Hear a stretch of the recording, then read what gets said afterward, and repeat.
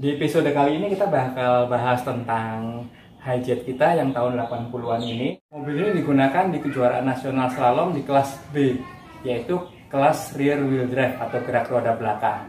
Ubahan-ubahan apa aja yang perlu dilakukan untuk kelas GRB? Peraturan tiap tahun akan berubah. Kalau Anda pengen tahu, ada di deskripsi kita.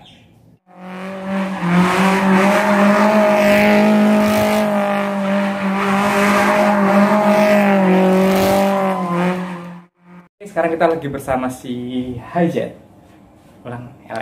Oke, sekarang kita lagi bersama hijet kita.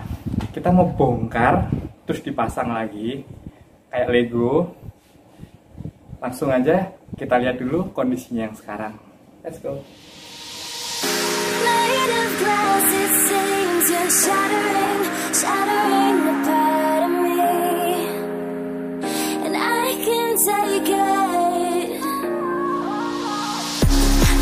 So hollow, the blood has an echo inside of my veins. My heart is so hollow, your voice is an arrow, making the pain. Oke, sekarang mobilnya udah siap. Sekarang kita bakal panggil bala bantuan. Oke, udah gerak aja biasa. Sekarang kita mau langsung bongkar-bongkar ya.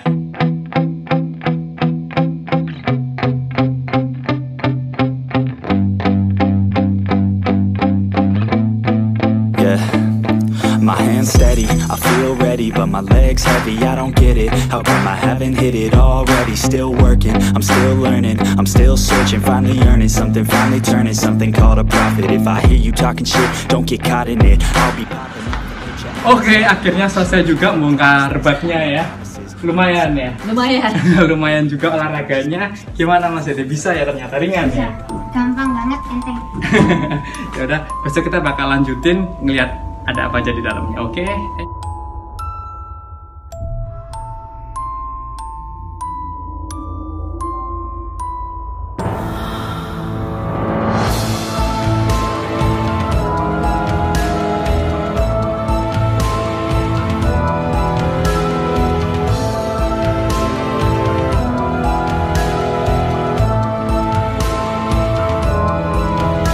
Udah lihat kan betapa kotornya mobil ini? Kotor banget nih, udah lama banget, mungkin nggak dibersihin. Karena kita mau bersihin dulu sebelum kita review, oke? Biar enak ntar liatnya. Saking kotornya dan lamanya nggak dipakai, sampai ada apa ini? Jaring laba-labanya ya. Sama memang kotor banget. Habis kehujanan juga waktu terakhir kali dipakai.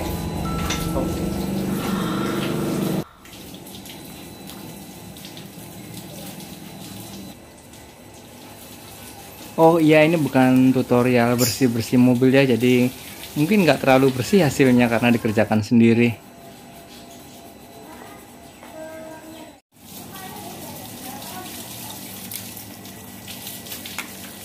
Tutupin sedikit pakai plastik ya, biar nggak kemasukan filternya.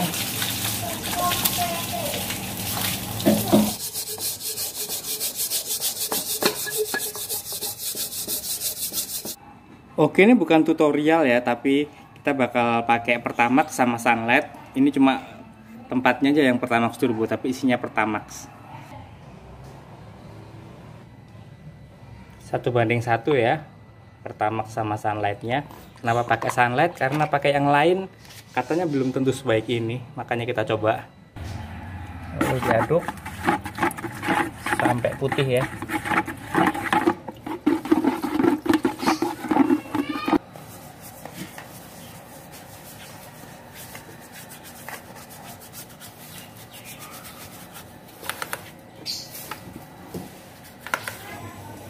Mobil ini menggunakan diameter ring 15 dengan ban semi slick. Ini adalah besi pemberat untuk memberatkan mobil. Tampak sangat berkarat sekali, makanya kita sekalian bersihin. Tadi bongkar-bongkar gudangnya, terus nemu cat warna silver merek Titon. Langsung kita aplikasikan saja biar lebih baik penampilannya.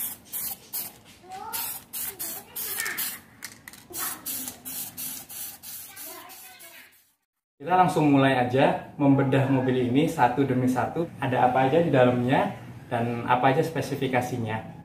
Sekarang kita akan mulai dari gardannya. Mobil ini mempunyai gardan yang cukup lebar.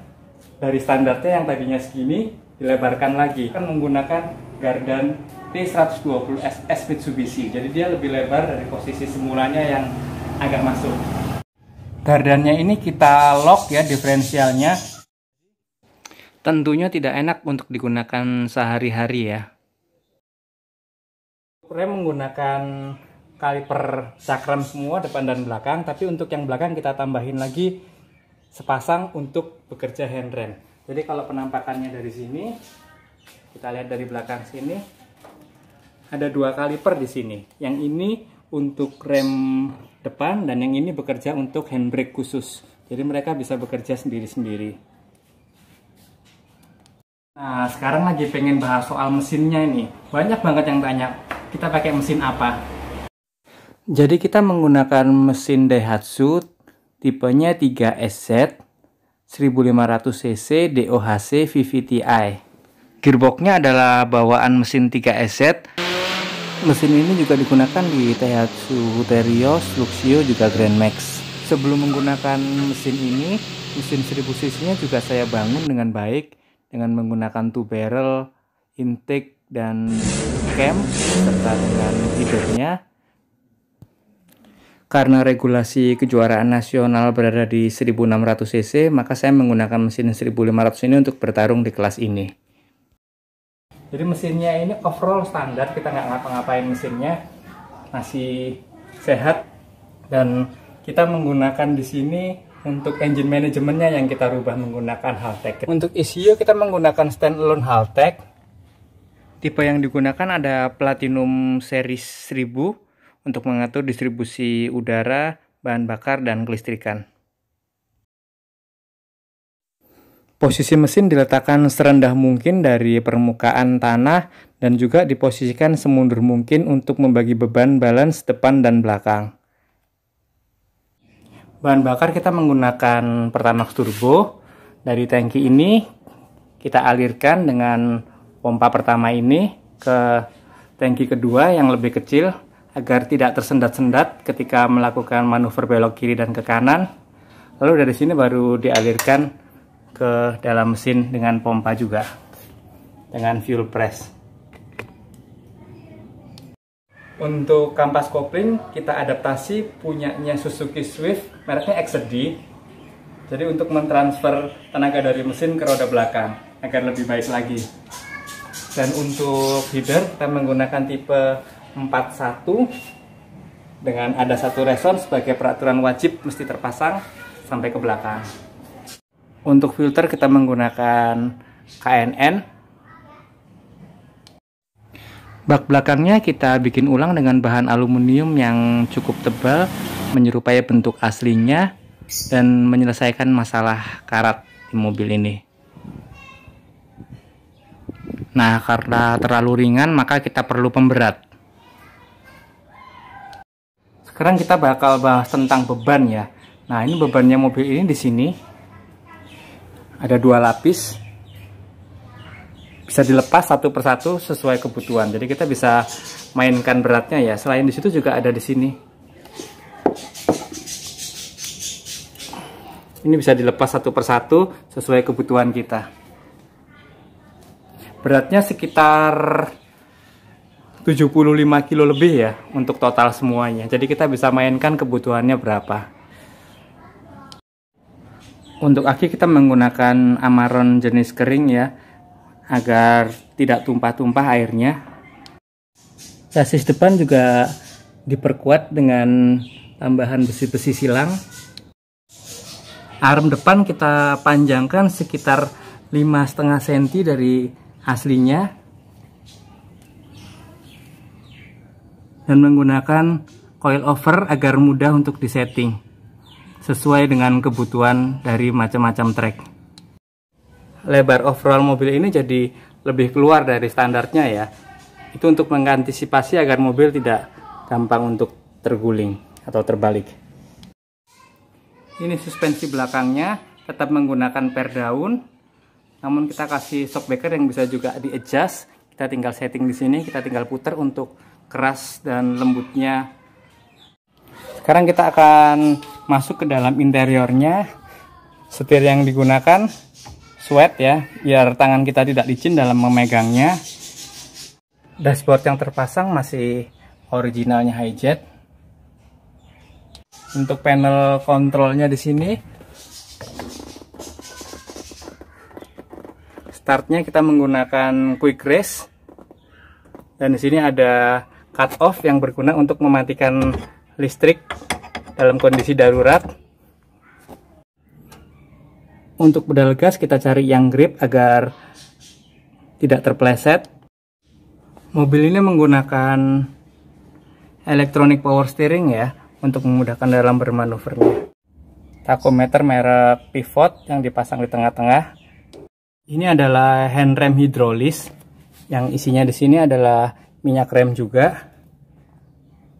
Digunakan untuk handrem mobil ketika melakukan manuver belok, dan di sini ada tombol untuk start atau yang disebut dengan launch control.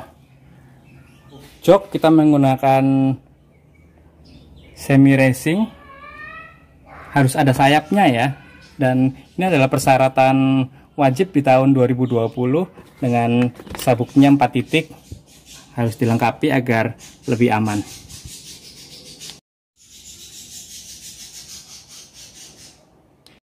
Untuk deck dan karpet kita ganti aluminium biar berkesan sporty dan racing.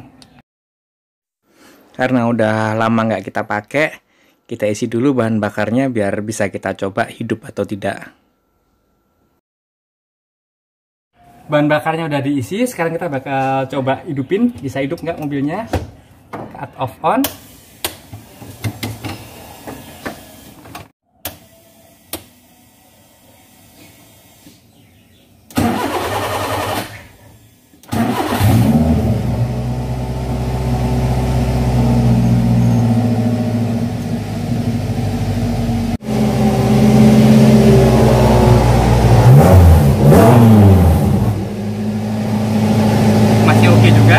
Ngobrol santai kita tentang Hijet ini.